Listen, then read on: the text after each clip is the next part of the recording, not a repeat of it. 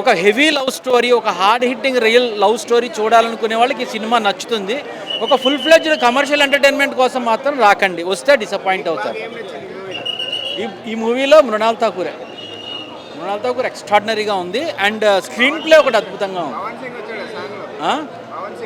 పవన్ సింగ్ తీసుకొచ్చారు, బట్ మన వాళ్ళకి ఏం పెద్ద క్రేజ్ లేదు కదా, ఆయన అక్కడ భోజ్పూరి నటుడు కదా. I think pan India plans ఇవన్నీ, హిందీ డైరెక్టర్ని పెట్టడం కానీ వీళ్ళందరూ I think pan India plans కోసం చేసి ఉంటారు.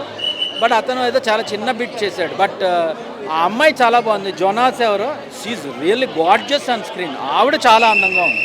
ఆ పాట ఖచ్చితంగా యూత్ చూస్తారు.